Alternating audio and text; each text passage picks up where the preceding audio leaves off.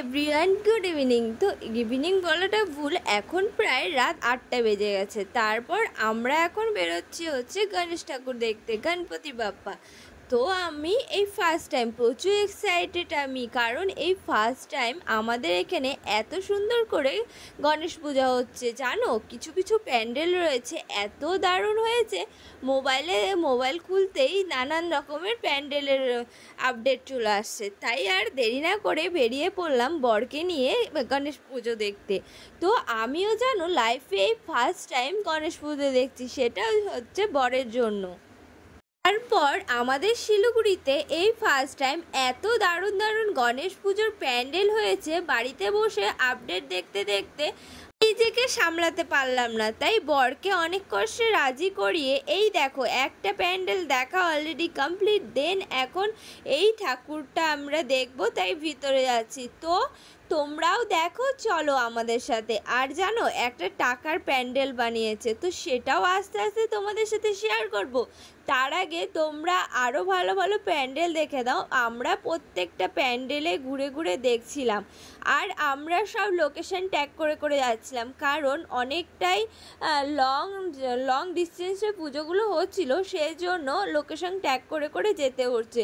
আর তোমরা কারা কারা শিলিগুড়ি থেকে আমার ব্লগটা দেখছো অবশ্যই কমেন্টে জানাবে। আর তোমরাও এইরকম এত সুন্দর সুন্দর প্যান্ডেল কে কোথা থেকে দেখছো সেটাও অবশ্য জানাবে। তোমাদের জন্যই এত কষ্ট করে এত কিছু ভিডিও করা।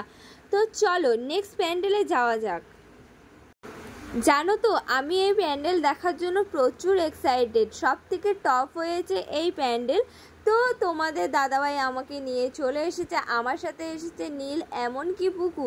আমরা সবাই মিলে বেরিয়েছি। চলো, প্রচুর এক্সাইটেড। টাকাগুলো, এটা হচ্ছে একটা টাকার প্যান্ডেল। টাকাগুলো অরিজিনাল না হচ্ছে নকলি, সেটাই তোমাদের সাথে শেয়ার করো। ওরে বাবা, দেখো দুর্গাপুজোর মতন ভিড় হয়ে গেছে। আর টাকা এখানে ঘুমানোর নাটক করছে, কিন্তু একদমই ঘুমায়নি।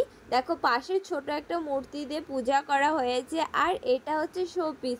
চলো দেখা যাক টাকাগুলো অরিজিনাল না নতুন। এত টাকা মনে হয় না অরিজিনাল হবে, তাই না? তো চলো।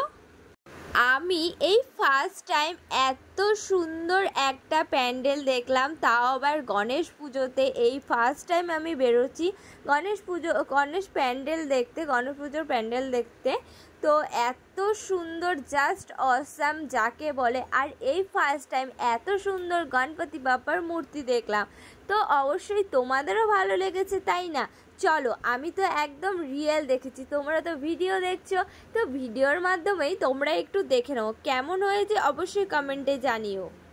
তারপর আমার ছেলের আবদার মেটাতে তার শখের জিনিসটা তার বাবা কিনে দিচ্ছে। জানো তো, সব বাচ্চারই একটা না একটা জেদ থাকবেই। আমরা এতটা বড় হয়ে গেছি, তবুও আমাদের আবদার মেটাতে মেটাতে হাজব্যান্ডের পকেট খালি হয়ে যায়। ও তো সামান্য বাচ্চা। আর দেখো পাশে অনেক দুর্গাপুজোর প্যান্ডেলও তৈরি হচ্ছে, এখনও আনকমপ্লিট রয়েছে, যেহেতু পুজো আরও 1 মাস, সেই জন্য। তারপর আমরা নেক্সট প্যান্ডেলের দিকে চলে আসলাম। এটা হচ্ছে সবথেকে 30 ফুটের একটা প্রতিমা তৈরি করা হয়েছে। এটা আমি ফেসবুকে এত আপডেট দেখেছি, এখানে না এসে আমি পারলাম না। এটাতে আমি তোমাদের দাদাভাই আসতেই চাইনি, বাট ওই যে বলে না লোকেশন ট্যাগ করে করে কোথায় না যাওয়া যায়। তো দেখো কেমন হয়েছে, দেখো কত সুন্দর একটা মূর্তি। এটা হচ্ছে 30 ফুটের একটা মূর্তি। এটা দেখার জন্য সে কতটা দূর থেকে ছুটে ছুটে এসেছি, তাই না? আর দেখো অনেকটাই ভিড়। আজ একটু ভিড়টা কম ছিল, কিন্তু 2 দিন আগে প্রচুর ভিড় ছিল। তো আজকের ব্লগ এখানে এন্ড করছি। Bye bye, tata. দেখা হচ্ছে নতুন একটা ব্লগের সাথে।